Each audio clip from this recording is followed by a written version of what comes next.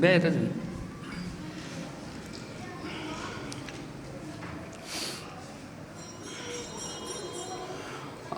اذان کتنے بجے؟ 7:45 ختم کرنا ہے، 50 پہ دیں گے، ٹھیک ہے۔ الحمد للہ وحدہ والصلاة والسلام علی من لا نبی بعدہ، اشہد ان لا الہ الا اللہ وحدہ لا شریک لہ واشہد ان محمدا عبدہ ورسولہ، اما بعد۔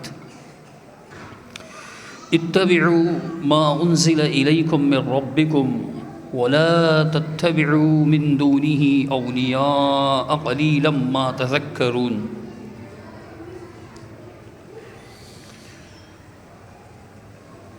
سورۃ الاعراف کے آغاز میں اللہ سبحانہ و تعالیٰ نے اس آیہ کریمہ کو بیان فرمایا۔ موضوع جو مجھے دیا گیا ہے، تقلید بہتر ہے یا اتباع رسول صلی اللہ علیہ وسلم۔ موضوع کا مقصد کسی کو چھیڑنا، کسی کو پن کرنا، کسی کو اکسانا نہیں ہے، بلکہ جو صحیح موقف ہے وہ لوگوں کے سامنے رکھنا ہے۔ تقلید چونکہ ایک علمی اصطلاح ہے، یعنی اہل علم تو بخوبی سمجھتے ہیں، بلکہ میں سب سے پہلے فضیلت الشیخ مولانا عبد المالک صاحب مجاہد حفظہ اللہ ورعاہ وکثر اللہ امثالہ، ان کا شکریہ ادا کروں گا کہ انہوں نے میرے دور سے آنے کا احساس، افضل ضیاء صاحب، ان کے چھوٹے بھائی کا نام لے لیا میں نے، اللہ تعالیٰ خوش رکھے ان کو۔ شیخ افضل ضیاء صاحب نیول کالونی کی، آپ جانتے ہی ہیں، عبد المتین مسجد کے ماشاءاللہ امام و خطیب ہیں، ہمارے سینئر ہیں، ہر لحاظ سے، علم کے، عمل کے، تقویٰ کے، فضل کے لحاظ سے ہم سے بہتر ہیں۔ انہوں نے اپنے مجھ جیسے شاگرد کو موقع دیا، میں ان کا شکریہ ادا کرنا چاہوں گا۔ موضوع کی طرف آتے ہیں کہ تقلید کیا ہے، چونکہ آگے ہماری ساری بات یہی ہوگی، تقلید بہتر ہے یا اتباع بہتر ہے، تقلید بہتر ہے یا اتباع بہتر ہے، تو یہ سمجھنا ضروری ہے کہ تقلید کیا ہے۔ تو میں آپ کو اس کا مفہوم بتانا چاہوں گا ایک ایسے فرد سے کہ جو خود تقلید کرتے تھے، مقلد کہلاتے تھے، حنفی مقلد تھے۔ اس کی وجہ یہ ہے کہ میں اگر تقلید کے بارے میں کچھ کہتا ہوں کہ تقلید اس کو کہتے ہیں، تقلید اس کو کہتے ہیں، تو اس کی اتنی حیثیت نہیں ہوگی۔ خود تقلید کو ماننے والے، کرنے والے، اسے واجب سمجھنے والے، دین کا حصہ سمجھنے والے، وہ کیا کہتے ہیں، وہ تقلید کے کیا معنی بتاتے ہیں، اس کی زیادہ اہمیت ہے۔ بات سمجھ میں نہیں آ رہی؟ ایک بندہ مانتا ہی نہیں ہے تو اس سے پوچھیں کہ کیوں نہیں مانتے، آپ بولیں یہ وہ تقلید، یہ تقلید، اس کی بات کا ایک بندہ مانتا ہے، اس سے پوچھیں کہ آپ کیوں مانتے ہیں، کیا مطلب ہے اس کا، تو وہ جو مطلب بیان کرے گا اس کی زیادہ اہمیت ہوگی۔ تو میرے سامنے اسکین ہے، کتاب کی PDF بھی ہے، حکیم الامت مولانا اشرف علی تھانوی صاحب، آپ میں سے جو جانتے ہیں وہ تو جانتے ہی ہیں، جو نہیں جانتے ہیں وہ یہ سمجھ لیں کہ ہر گھر میں تقریباً، ہمارے بھائیوں کے ہر گھر میں ایک کتاب ہوتی ہے بہشتی زیور کے نام سے، اس کے لکھنے والے، اس کے مؤلف حضرت تھانوی صاحب ہیں۔ ان کی ملفوظات کہتے ہیں باتوں کو، کلام کو۔ وہ اپنی مجلس میں کلام کیا کرتے تھے، ان کے تلامذہ میں ان کے شاگردوں میں بڑے بڑے علماء ہوتے تھے، وہ ان کی باتوں کو نوٹ کیا کرتے تھے، پھر بعد میں وہ کتابی شکل میں 30 سے زائد جلدوں میں شائع ہوئی ہے، 30 والیومز، 30 جلدیں میرے پاس ہے کتاب۔ تو اس کتاب کے اندر اس کا تیسرا حصہ ہے اور اس کا صفحہ نمبر 153 ہے اور ملفوظ نمبر 228 ہے۔ اس میں یہ لمبا ہے ملفوظ، جو کام کی بات ہے وہ میں پڑھ رہا ہوں کہ ایک صاحب نے عرض کیا کہ تقلید کی حقیقت کیا ہے اور تقلید کس کو کہتے ہیں؟ بات سمجھ میں آئی؟ تقلید کی حقیقت کیا ہے اور تقلید کس کو کہتے ہیں؟ تو فرمایا، یعنی حضرت تھانوی صاحب نے فرمایا کہ تقلید کہتے ہیں امتی کا قول ماننا۔ کیا فرمایا؟ امتی کا قول ماننا بلا دلیل۔ دو باتیں، ایک تقلید کس کی بات ماننا ہے؟ امتی کی بات ماننا، اور کیسے ماننا؟ بلا دلیل، امتی کا قول ماننا بلا دلیل۔ دیکھیں یہ میں نہیں کہہ رہا، حضرت مولانا اشرف علی تھانوی صاحب یہ فرما رہے ہیں، جن کو لوگ حکیم الامت مجدد الملت کہتے ہیں، یعنی پوری امت کے وہ دانا فرد تھے۔ حکیم الامت کا یہ معنی ہوتا ہے حکیم، دانا والا، جو دانائی، دانشور، عقل مند، اس کو کہتے ہیں۔ وہ والا حکیم نہیں جو کڑوی کھسیلی دوائیاں دیتا ہے، پھکیاں بناتا ہے، وہ نہیں۔ حکیم کا یہ معنی ہے حکمت والا، دانشور بندہ۔ پوری امت کا جو سب سے دانشور بندہ ہے وہ یہ کہہ رہا ہے کہ تقلید امتی کا قول ماننا، اور وہ بھی بلا دلیل، بغیر دلیل کے ماننا، بلا دلیل۔ لا کا تو سب کو پتہ ہے، لا الہ الا اللہ، اللہ کے علاوہ کوئی معبود برحق نہیں، تو لا دلیل کے کیا معنی ہوں گے؟ بغیر دلیل، دلیل نہ ہو جس بات کی۔ تو جب حضرت نے یہ ارشاد فرمایا تو عرض کیا، سائل نے پھر سے پوچھا، کیا اللہ اور رسول صلی اللہ علیہ وسلم کے قول کو ماننا بھی تقلید کہلائے گا؟ فرمایا کہ اللہ اور رسول صلی اللہ علیہ وسلم کا حکم ماننا تقلید نہ کہلائے گا، وہ اتباع کہلاتا ہے۔ اللہ اور اس کے رسول کا قول ماننا تقلید نہیں کہلائے گا، وہ اتباع کہلاتا ہے۔ اس کو اتباع کہیں گے، اتباع کہیں گے، اسے تقلید نہیں کہیں گے۔ وجہ کیا ہے؟ فرق کیوں کیا؟ امتی کے قول کو ماننا، وہ بھی ایسے قول کو ماننا کہ آپ اس کی دلیل طلب نہیں کر رہے، آپ کو دلیل کا علم نہیں، آپ کو دلیل کا علم نہیں، آپ کو دلیل معلوم نہیں، اس کو اگر آپ مان رہے ہیں تو یہ ہے تقلید امتی کا قول بلا دلیل۔ اور اگر آپ اللہ اور رسول کی بات مان رہے ہیں تو وہ تقلید نہیں ہے۔ اس کی وجہ کیا ہے؟ اس کی وجہ یہ ہے کہ اللہ کا حکم دلیل ہے کہ وہ ہمارا مالک ہے، وہ ہمارا خالق ہے، وہ ہمارا پالنہار ہے، وہ حکم رکھنے، وہ حکم دینے کی جو ہے وہ صفت رکھتا ہے، اور ہم اس حکم کے پابند اور تابع ہیں، اور رسول اللہ کے نمائندہ ہیں صلی اللہ علیہ وسلم۔ فرمایا من یطع الرسول فقد اطاع اللہ، جس نے رسول کی اطاعت کی، رسول کی فرما برداری کی، رسول کا کہا مانا، رسول کے رستے پر چلا، اس نے اللہ کی بات مانی۔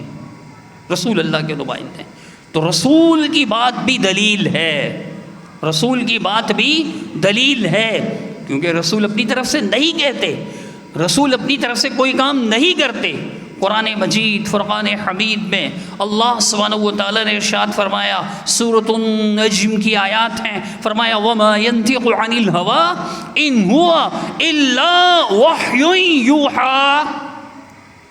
اپنی زبان سے جو کچھ بھی بولتے ہیں دین کے بارے میں، تو اپنی خواہشات نفسانیہ سے نہیں بولتے، بلکہ جو وحی اللہ کی طرف سے ان کی طرف آتی ہے اسے آگے بیان کرتے ہیں۔ اور قرآن مجید میں رسول اللہ صلی اللہ علیہ وسلم سے کہلوایا گیا، بار بار آپ نے فرمایا بھی کہ ان اتبع الا ما یوحى الی، میں پیروی نہیں کرتا مگر صرف اس چیز کی جو مجھ پر وحی کی جاتی ہے، یعنی محمد الرسول اللہ صلی اللہ تعالی علیہ وسلم، وہ ہستی، وہ شخصیت، وہ ذات بالا صفات، جن کا قول بھی اللہ کی وحی، اور جن کا کام بھی، جن کا طریقہ بھی، جن کی پیروی بھی اللہ کی وحی۔ مرضی سے کچھ نہیں کرتے تھے، نہ کہتے تھے دین کے بارے میں، جو کچھ بھی کہنا ہے، جو کچھ بھی کرنا ہے، اللہ کی وحی کا انتظار، اللہ وحی فرمائیں گے اور محمد الرسول اللہ صلی اللہ علیہ وسلم وہ کام کریں گے۔ یہ بات سمجھ میں آ گئی کہ تقلید کس کو کہتے ہیں؟ امتی کا قول ماننا بلا دلیل کے ماننا۔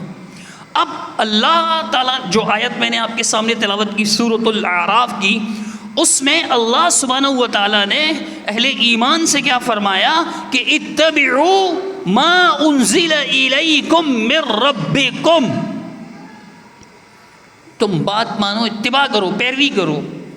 پیروی کرنے کے معنی ہوتا ہے نقش قدم پر چلنا، کسی کے پیچھے پیچھے چلنا۔ تو تم اتباع کرو کس چیز کی؟ ما انزل الیکم من ربکم، جو تمہارے پاس تمہارے رب کی طرف سے آیا، نازل ہوا، نازل شدہ دین کی پیروی کرو۔ اتبعوا ما انزل الیکم، رب کی طرف سے نازل کیا گیا، تمہارے رب کی طرف سے، اس کی اتباع کرو، اس کی پیروی کرو۔ وَلَا تَتَّبِعُوا مِن دُونِهِ أَوْلِيَاءَ، اس کے علاوہ، کس کے علاوہ؟ نازل شدہ دین کے علاوہ، کیونکہ پیچھے ہے کہ ما انزل الیکم من ربکم، تو دونی ہی میں جو ضمیر آ رہی ہے وہ منزل من اللہ کے لیے، یعنی جو کچھ نازل کیا گیا رب کی طرف سے، اس کے علاوہ کسی کی پیروی نہ کرنا، اس کے علاوہ کسی کی پیروی نہ کرنا۔ یعنی اللہ کی طرف سے حکم ہے کہ صرف وحی کی پیروی کرنا جو اللہ کی طرف سے نازل ہوئی، اور اس وحی کی کیا صورت ہے آپ کسی سے بھی پوچھ لیں، کسی مسلک کا ہو، کسی جماعت کا ہو، کسی فرقے کا ہو، کسی مذہب کا ہو، کسی تنظیم کا ہو، کسی پارٹی کا ہو، کسی قوم قبیلے برادری کا ہو، کسی خاندان کا ہو، کسی نسل کا ہو، اگر وہ مسلمان ہے اور کلمہ پڑھتا ہے تو اس سے پوچھ لیجئے، اگر وہ اسلام کے بارے میں کچھ جانتا ہے تو اس سے پوچھ لیجئے کہ جناب وہ جو اللہ نے وحی نازل فرمائی وہ وحی کس صورت میں محفوظ ہے؟ تو ایمان والوں کا یہی جواب ہوگا کہ دو ہی صورتوں میں محفوظ ہے، یا قرآن کی صورت میں یا محمد الرسول اللہ صلی اللہ علیہ وسلم کے فرمان، آپ کے افعال اور آپ کی تقریر کی صورت میں، حدیث کی صورت میں۔ یہ جو حدیث ہے یہ وحی ہے، وحی۔ اب بعض اہل علم کی اپنی اصطلاح ہے کہ وہ فرماتے ہیں وحی جلی، قرآن وحی جلی ہے، ظاہری وحی ہے، اور حدیث وحی خفی ہے۔ حدیث وحی ہے، یہ بھی مانتے۔ کسی، میں نے کہا نا مجھے نام لینے کی ضرورت نہیں، کسی بھی مسلک و مذہب کا ہو، عالم ہو، دین جاننے والا، اس سے پوچھیں وحی کہاں محفوظ ہے؟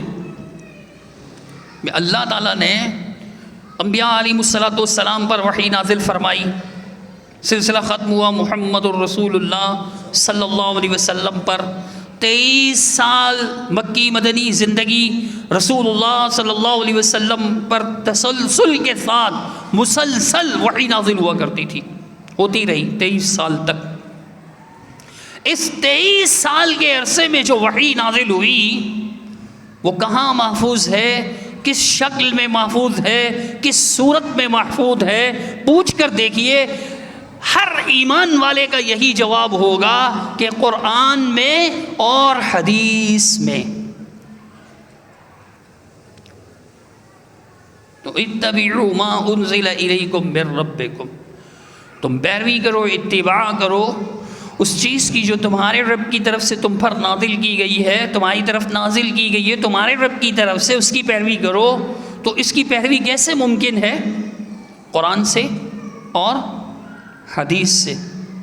قرآن سے، اور اگر آپ کو کوئی قرآن مجید کی آیت بتائے، آپ نے اس کو خوب اچھی طرح سمجھ لیا، دیکھ لیا، واقعی ایسے ہے، اللہ کا حکم ہے، رسول اللہ صلی اللہ علیہ وسلم کا حکم ہے، آپ اسے مان رہے ہیں، تو آپ تقلید کر رہے ہیں یا اتباع؟ بھی میں تھوڑی دیر پہلے آپ کو بتا چکا ہوں کہ تقلید کس کو کہتے ہیں اور اتباع کس کو کہتے ہیں۔ تو اب میں پوچھنے کا حق بھی رکھتا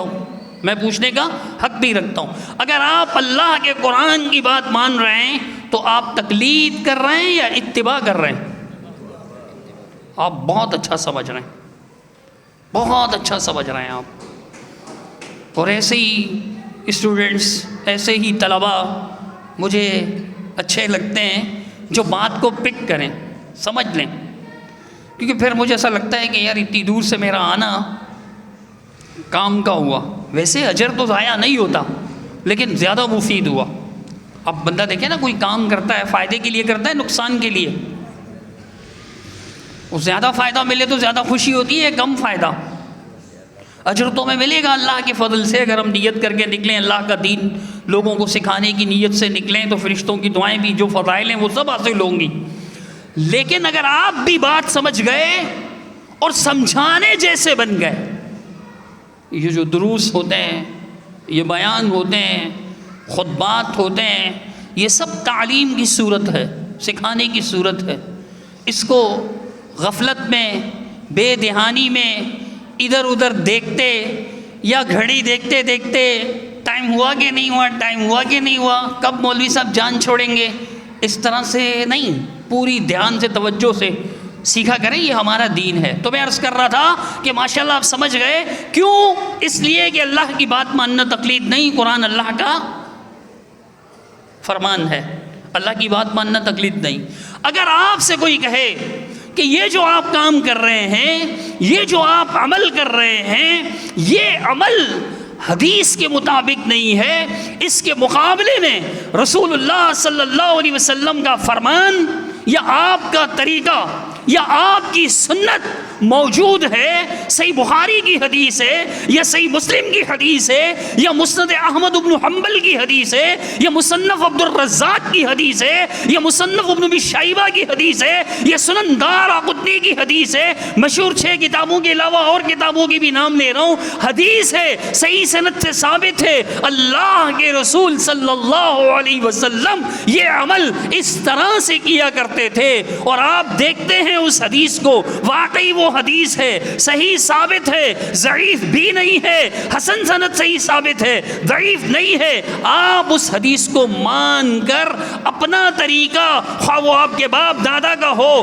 خواہ وہ قوم قبیلے کا ہو، خواہ خاندان برادری کا ہو، خواہ وطن والوں کا ہو، خواہ استادوں کا ہو، خواہ پیر و مرشد کا ہو، کیا مولوی ملا کا ہو، مفتی کا ہو، امام کا ہو، فقیہ کا ہو، لیکن وہ طریقہ محمد الرسول اللہ صلی اللہ علیہ وسلم کے طریقے کے مطابق نہ ہو، تو آپ بتائیے آپ اللہ کے رسول کی اس حدیث کو قبول کریں گے یا نہیں؟ کریں گے، کریں گے، کیونکہ اللہ قرآن میں فرماتا ہے کہ ما کان لمؤمن ولا مؤمنۃ اذا قضى اللہ ورسولہ، جب کسی بھی مومن مرد اور مومن عورت کے لیے ممکن نہیں کہ جب اللہ اور اس کے رسول کا فیصلہ سامنے آ جائے، ان یکون لہم الخیرۃ من امرہم، پھر اس کے بعد ان کے پاس اختیار باقی رہ جائے کہ مانے تو مانے، نہیں مانے تو کوئی بات نہیں، مانا تو مان لیا اچھی بات ہے، نہیں مانا تو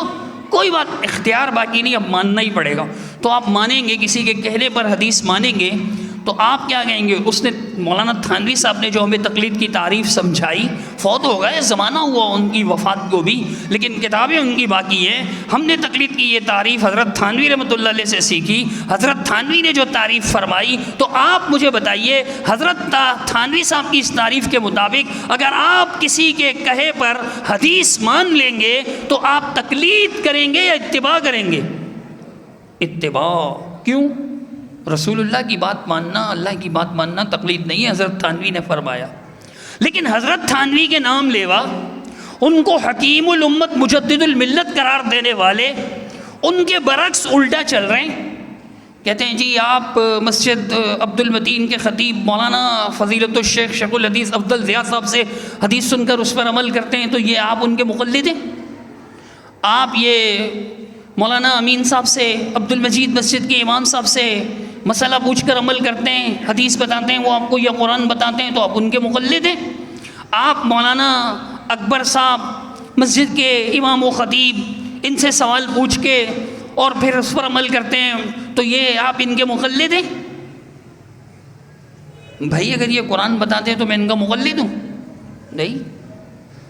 حدیث بتاتے ہیں تو میں ان کا مقلد ہوں؟ لیکن لوگ ہمیں تانا دیتے ہیں آپ بھی مقلد ہو، ہم کہتے ہیں نہیں ہیں ہم مقلد، نہیں آپ ہو۔ اگر ہم آپ کو مقلد کہتے ہیں تو اس لیے کہتے ہیں نا کہ آپ خود کہتے ہو مقلد ہیں، ہم آپ پر الزام تو نہیں لگاتے، زبردستی تو نہیں کرتے، زوری تے نہیں لاندے، سی تھوکتے تو نہیں ہیں آپ پر، سر مڑتے تو نہیں ہیں آپ کے، آپ خود کہتے ہو تقلید کرتے ہیں، تقلید واجب ہے۔ تو جب یہ واجب ہے، آپ کرتے بھی ہیں تو ہم آپ کو کہتے بھی ہیں، تو آپ اچھا پھر آپ ان سے بڑا عجیب معاملہ ہوتا ہے، بڑا افسوس بھی ہوتا ہے کہ قرآن و حدیث کے لیے ان کا رویہ اور ہے.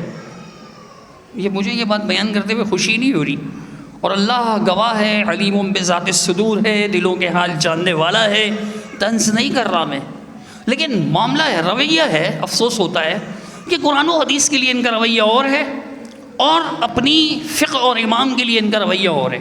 مثلا ان سے پوچھتے ہیں کہ آپ کو کوئی مسئلہ ایک عام آدمی کو کوئی مسئلہ پیش آتا ہے تو وہ کس سے پوچھتا ہے؟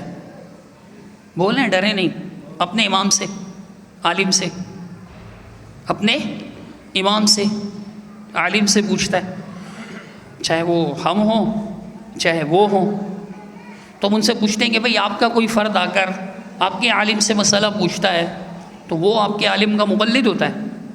کہتے ہیں نہیں، وہ تو امام حنیفہ کا مقلد ہے نا. ہم کہتے ہیں کیوں؟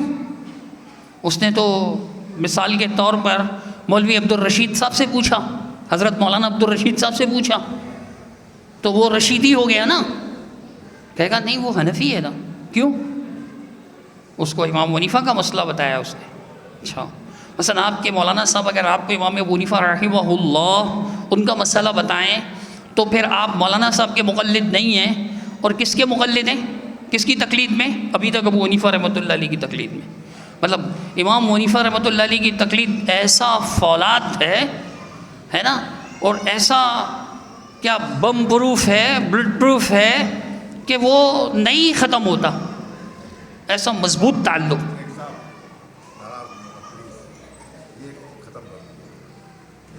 اللہ کے رسول صلی اللہ علیہ وسلم کی حدیث پوچھنے والوں کو اگر کوئی شخص اللہ کے رسول صلی اللہ علیہ وسلم کی حدیث بتاتا ہے، قرآن بتاتا ہے، تو آپ کیوں نہیں کہتے کہ یہ قرآن و حدیث کی پیروی کرنے والا ہے، اور آپ یہ کیوں کہتے ہیں کہ وہ آپ کے مولانا کا مقلد ہے؟ وہ مقلد نہیں ہے، وہ مقلد نہیں ہے، بلکہ وہ اللہ اور اس کے رسول صلی اللہ علیہ وسلم کی بات ماننے والا ہے. اور اللہ اور اس کے رسول کی بات ماننے والا حضرت تھانوی کے بقول تقلید میں مبتلا نہیں ہے. جب وہ تقلید میں مبتلا نہیں ہے تو پھر مقلد بھی نہیں ہے. اللہ اور رسول کی بات ماننے والا متبع ہے. یہ فرق ہم نے کسی اور سے نہیں سمجھا، اپنے بزرگ کی بات نہیں بتائی، اپنے مولوی کی بات نہیں بتائی، اپنے عالم کی بات نہیں بتائی، آپ کے عالم کی، بزرگ ترین شخصیت کی، جن کے علم کے، جن کے تقویٰ کے، جن کے فضل کے آپ بھی اعتراف کرتے ہیں، انہوں نے یہ سمجھایا. بات سمجھ میں آئی؟ آگے چلیے. فرمایا کہ اتبعوا ما انزل الیکم من ربکم ولا تتبعوا من دونہ اولیاء. میں اب ایک ہی آیت لے کر چل رہا ہوں، ایسی کئی آیات احادیث بہت زیادہ ہیں، بس ایک ہی آیت کو سمجھ لیں کافی. تو اللہ کے رسول، اللہ نے فرمایا کہ نازل شدہ کی پیروی کرو. آپ میں سے کس کس نے حضرت شاہ ولی اللہ محدث دہلوی حنفی رحمہ اللہ کا نام سنا ہے؟ شاہ ولی اللہ کا نام سنا ہے آپ لوگوں نے؟ بہت بڑے عالم تھے، بہت بڑی کتابیں لکھی ہیں. تقریباً تمام سنی مسالک ان کا احترام کرتے ہیں، آل الحدیث بھی احترام کرتے ہیں، اور ہمارے دوسرے بھائی بھی ان کا احترام کرتے ہیں. شاہ ولی اللہ حنفی دہلوی، محدث دہلوی رحمہ اللہ، بڑے محدث تھے. ہندوستان میں ان کی بڑی خدمات ہیں. سب سے پہلے انہوں نے فارسی کا ترجمہ، قرآن مجید کا فارسی زبان میں ترجمہ کیا. اس وقت فارسی عام بول چال ہوا کرتی تھی لوگوں کی. حضرت کی ایک کتاب ہے حجت اللہ البالغہ، حجت اللہ البالغہ. اس کتاب کے اندر حضرت لکھتے ہیں کہ کسی بھی مقلد کا یہ عقیدہ نہیں ہے کہ ان کے امام پر وحی نازل ہوتی ہے. ان کے امام پر وحی نازل ہوتی ہے اللہ کی طرف سے، این کانا، کوئی بھی امام ہو، امام ابو حنیفہ رحمہ اللہ ہو، امام مالک رحمہ اللہ ہو، امام شافعی رحمہ اللہ ہو، امام احمد بن حنبل رحمہ اللہ ہو، یہ 4 امام جو مشہور ہیں، ان کے علاوہ بھی بہت سے علم کے امام ہیں، پہاڑ ہیں علم کے، ان کے اساتذہ، پھر ان کے اساتذہ وہ تو پھر ان سے علم میں فوقیت ہی رکھتے تھے نا، تو وہ سب ان میں سے کسی بھی فرد کا یہ ایمان نہیں کہ ان پر وحی اترتی تھی۔ امام ابو حنیفہ رحمہ اللہ پر، امام مالک رحمۃ اللہ علیہ پر وحی نازل نہیں ہوتی تھی، تو اللہ نے کیا کہا؟ جو وحی کی گئی اس کی پیروی کرو۔ تو القرآن کی پیروی، حدیث کی پیروی، وہ کیا کہلائے گی؟ اتباع کہلائے گی۔ اور ان کا قول جب نازل شدہ نہیں ہے تو اللہ نے آیت کے اگلے حصے میں کیا فرمایا؟ وَلَا تَتَّبِعُوا مِن دُونِهِ أَوْلِيَاءَ، اولیاء کی پیروی نہ کرنا، منع کیا نا۔ صرف یہ نہیں کہا کہ نازل شدہ دین کی پیروی کرو، صرف یہ حکم نہیں دیا کہ نازل شدہ دین کی پیروی کرو، بلکہ ساتھ میں یہ حکم بھی دیا۔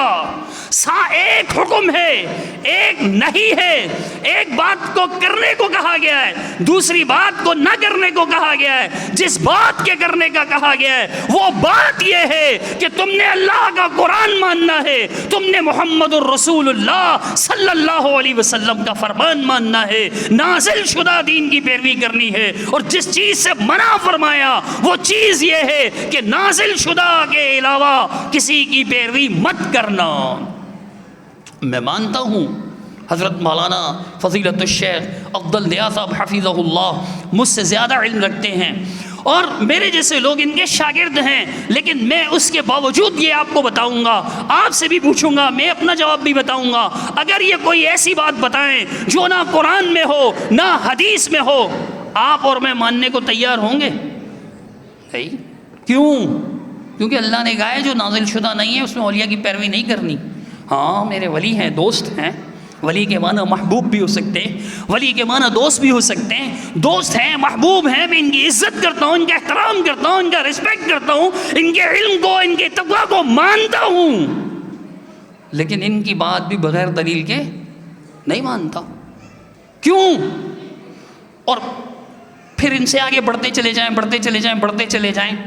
اگر امام بخاری رحمہ اللہ کی کوئی بات ہو، نہ قرآن میں ہو نہ حدیث میں ہو، ہم اگر مانیں گے تو کیا اللہ کا حکم ماننے والے ہوں گے یا اللہ کے نافرمان ہوں گے؟ نافرمان ہوں گے۔ کیوں نافرمان ہوں گے؟ اس لیے کہ اللہ نے کہا وَلَا تَتَّبِعُوا مِن دُونِهِ أَوْلِيَاءَ، نازل شدہ دین کی پیروی مت کرو۔ اس آیت نے ہمیں پابند کیا ہے کہ ہم اپنا دین جب اخذ کریں تو قرآن سے لیں یا حدیث سے لیں۔ اور دین اخذ کرنے کے 2 طریقے ہیں، تو بندہ خود عالم بن جائے، پڑھتے پڑھتے پہلے طالب علم پھر عالم، اور سب پر فرض نہیں ہے عالم بننا، ضروری علم حاصل کرنا فرض ہے، لیکن پورے کا پورا دین سیکھنا قرآن سے ثابت ہے، سب کے لیے ممکن نہیں ہے، اللہ نے قرآن میں اس کو بیان فرمایا۔ اہل علم سے سیکھیں، لیکن کیا کریں؟ سیکھیں،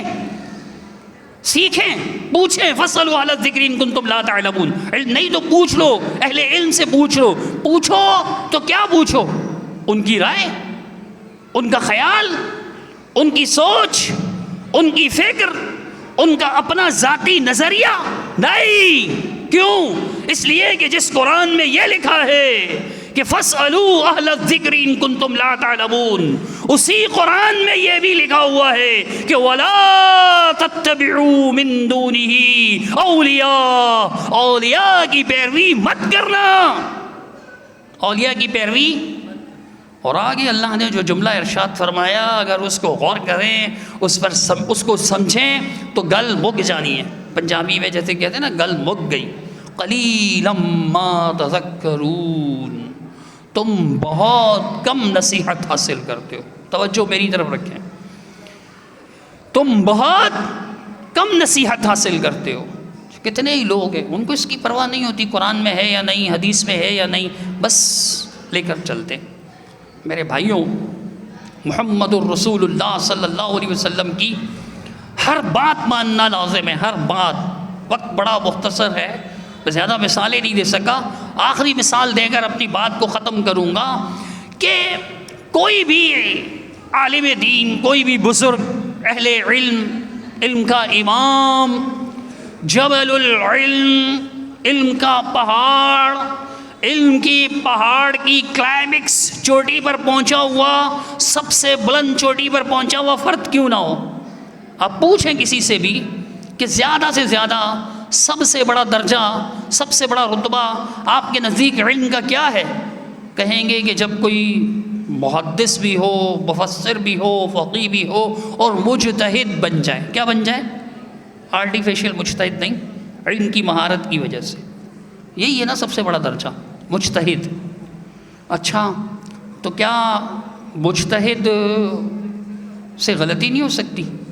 جیسے امام ابو حنیفہ رحمہ اللہ مجتہد ہے، امام مالک رحمہ اللہ مجتہد ہیں، امام شافعی رحمہ اللہ مجتہد ہیں، امام احمد بن حنبل رحمہ اللہ مجتہد ہیں، ہے نا مجتہد؟ تو اب آپ مجھے بتائیے مجتہد ہیں تو ان سے کہیے کہ مجتہد سے غلطی نہیں ہو سکتی، تو یہ خود کہیں گے کہ المجتہد قد یخطئ ویصیب۔ نہیں، مجتہد سے غلطی بھی ہو سکتی ہے اور مجتہد کی بات صحیح بھی ہو سکتی ہے۔ اگر آپ ہر بات ماننے لگے اور آپ کو پتہ ہی نہ ہو کہ یہ بات غلط ہے تو آپ غلط بات کی پیروی کرنے والے ہوں گے کہ نہیں ہوں گے؟ ہوں گے۔ خطرے سے خالی نہیں ہے، مجتہد کی بات ماننا خطرے سے خالی نہیں ہے۔ اور پھر جو ہمیں کہتے ہیں تقلید واجب ہے، واجب ہے، کسی نہ کسی امام کو فالو کرنا پڑے گا، ہم ان سے پوچھتے ہیں آپ کس کو فالو کرتے ہیں؟ وہ کہتے ہیں ہم حضرت الامام ابو حنیفہ نعمان بن ثابت ابو حنیفہ رحمہ اللہ کی تقلید کرتے ہیں۔ کہتے ہیں اچھا ان کی کرتے ہو؟ تو وہ تو کہتے ہیں کہ علماء کا دینی کاموں کے لیے تنخواہ لینا حرام ہے، نہیں لے سکتے، جائز نہیں ہے۔ ہدایہ شریف میں بھی لکھا ہوا ہے، چھوٹی بڑی کتابوں میں لکھا ہوا ہے، امام ابو حنیفہ رحمہ اللہ کے شاگردوں نے بھی بیان کیا تنخواہ نہیں لے سکتے، قرآن پڑھانے کی، حدیث پڑھانے کی، فقہ پڑھانے کی، مسجد کے امامت کی، خطبات کی، دروس کی، تعلیم کی تنخواہ نہیں لے سکتے۔ ڈھونڈیے پورے داؤد گڑھ کے اندر کوئی مسجد مل جائے جہاں پہ پڑھانے والے تنخواہ نہ لیتے ہوں۔ کہتے ہیں حنفی ہیں، ماشاء اللہ اچھی بات ہے بھائی، آپ حنفی ہیں تو امام حنیفہ کی کیوں نہیں مانتے؟ مانیے نا، حضرت نے تو منع فرمایا تھا، حضرت نے تو منع فرمایا تھا۔ اسی طرح سب کہتے ہیں اگر آپ کے ہاں اللہ بیٹے کی نعمت عطا فرمائے، اللہ تعالیٰ آپ کو بیٹا عطا کرے تو آپ 7ویں دن کیا کرتے ہیں؟ عقیقہ۔ کیا کرتے ہیں؟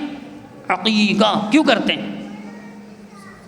سنت ہے، رسول اللہ صلی اللہ علیہ وسلم کا فرمان ہے، عن الغلام شأتان، لڑکے کے لیے عقیقہ 2 بکرے اور لڑکی کے لیے وعن الجاریۃ شاۃ، ایک بکری، سنت ہے۔ امام ابو حنیفہ رحمہ اللہ فرماتے تھے عقیقہ سنت نہیں ہے بلکہ زمانہ جاہلیت کی رسم ہے۔ زمانہ جاہلیت کس کو کہتے ہیں؟ نبوت سے پہلے کا زمانہ، بعثت سے، رسول اللہ صلی اللہ علیہ وسلم کی بعثت سے پہلے کا دور، وہ زمانہ جاہلیت تھا، اس کی رسم ہے۔ عقیقہ کیوں کرتے ہیں بھائی؟ امام صاحب نے تو منع فرمایا۔ دوسری مثال، تیسری مثال، آپ شوال کے 6 روزے رکھتے ہیں یا نہیں رکھتے؟ اگر نہیں بھی رکھتے تو آپ کو یہ تو پتہ ہے نا کہ شوال میں 6 روزے رکھنا سنت ہے، نفل ہے، اور اس کی فضیلت یہ ہے کہ اگر آپ نے رمضان کے 30 روزے رکھے اور پھر شوال کے 6 روزے اگر آپ نے رکھے، شوال کے 6 روزے اگر آپ نے رکھے تو آپ کو پورے سال کے روزوں کا ثواب ملے گا، ہے یا نہیں؟ حدیث بخاری مسلم میں ہے، حدیث ہے، رسول اللہ کا فرمان ہے۔ اصل میں آپ نے فرمایا کہ ایک نیکی 10 کے برابر ہوتی ہے، 30 نیکیوں کے 300 دن ہو، 300 نیکیاں 300 دن کے روزے ہو گئے، اور 6 نیکیوں کے 60، 360 کے روزے رکھے آپ نے، یہ سمجھیں۔ شوال میں 6 روزے رکھے، امام ابو حنیفہ فرماتے کہ شوال کے 6 روزے مکروہ ہیں، مکروہ، ناپسندیدہ ہیں۔ ہم ان سے پوچھتے ہیں کہ حضرت مکروہ ہیں؟ کہتے ہیں نہیں۔ تو بس یہ معاملہ ہے میرے بھائیوں، پوری تو وہ بھی نہیں مانتے۔ لیکن اگر محمد الرسول اللہ صلی اللہ علیہ وسلم کی، ہم ان سے کہتے ہیں کہ امام، اگر ہم کہیں کہ ہم ٹھیک ہے آپ کے امام کا قول ہے، مجھے پتہ ہے واقعی امام حنیفہ رحمۃ اللہ علیہ نے ایسا فرمایا، میں نہیں مانتا، کوئی کہہ سکتا ہے کہ ابو حنیفہ کا قول کا انکار کر کے آپ کافر ہو گئے ہو؟ کہہ سکتا ہے؟ اور اگر کوئی مسلمان ایسا سوال ہی نہیں بنتا، کوئی مسلمان ایسا کہہ سکتا ہے کہ ٹھیک ہے یہ محمد صلی اللہ علیہ وسلم کی حدیث ہے، ان کی فرمان ہے، ان کی باتیں میں مانتا ہوں کہ واقعی ان کی باتیں، میں نہیں مانتا، کہہ ہی نہیں سکتا، اور اگر کہہ دے تو کافر۔ مسواک سنت ہے، ساری زندگی بھی نہ کریں کوئی گناہ نہیں ہوگا، لیکن اگر آپ مسواک کی سنت کا انکار کر دیں کہ کیا لکڑی منہ میں ٹھوس کے ٹھو ٹھو ٹھو ٹھو کرتے رہتے ہو، کافر۔ علماء نے کہا ہے یہ فرق ہے تقلید میں اور اتباع میں، کہ محمد الرسول اللہ صلی اللہ علیہ وسلم کی بات ماننے والا اللہ کا حکم مان رہا ہے، اور امام کی تقلید کرنے والا حکم نہیں مان رہا ہے۔ اللہ تعالیٰ نے ہم پر جو فرض کیا، محمد، اور آخری آیت پڑھ کے اپنی بات ختم کروں گا، سورہ یوسف میں آیت ہے کہ قُلْ هَذِهِ سَبِيلِي أَدْعُو إِلَى اللَّهِ أَنَا أَدْعُو إِلَى اللَّهِ عَلَى بَصِيرَةٍ أَنَا وَمَنِ اتَّبَعَنِي۔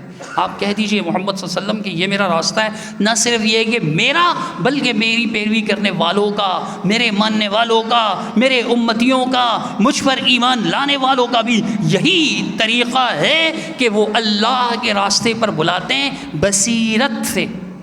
بصیرت علم ہی ہوتی ہے۔ کہتے ہیں کہ بھئی اس میں اس مسئلے پہ کوئی بصیرت حاصل نہیں ہے، اس کو مطلب علم حاصل نہیں ہے، شعور نہیں ہے، تو شعور پر جئیں، دلیل پر جئیں، اور اللہ قرآن میں فرماتا ہے وَلَا تَقْفُ مَا لَيْسَ لَكَ بِهِ عِلْمٌ، جس چیز کا تم علم نہ اس کی پیروی نہ کرو۔ تقلید کہتے ہی بلا دلیل پیروی کو ہے، اور اللہ اس سے منع فرماتا ہے۔ اب آپ بتائیے کہ تقلید بہتر ہے رسول اللہ صلی اللہ علیہ وسلم کی اتباع، آپ کی پیروی؟ اتباع۔ بارک اللہ لنا ولکم۔ مقصد میں پہلے بتا چکا تھا، چھیڑنا کسی کو پن کرنا نہیں تھا۔ مجھے کہا گیا اس موضوع پر بیان کریں، اور میں نے کسی کو چھیڑا نہیں، دین بیان کیا۔ حق بیان کرنے کا اللہ تعالیٰ حکم دیتا ہے، اتنا حوصلہ ہونا چاہیے کہ حق سن سکیں۔ ہاں دلیل سے اختلاف کریں۔ نماز کے بعد میں فارغ ہوں، آئیے بتائیے میں نے کیا غلطی کی ہے، انشاءاللہ آپ کی تشفی کرا دوں گا۔ اللہ تعالیٰ مجھے، آپ کو، ہم سب کو مرتے دم ساری زندگی اور آخری سانس تک محمد الرسول اللہ صلی اللہ علیہ وسلم کی اتباع پر، آپ کی فرما برداری پر، آپ کی اطاعت پر استقامت عطا فرمائے۔ آمین۔ اقول قولی ھذا استغفر اللہ۔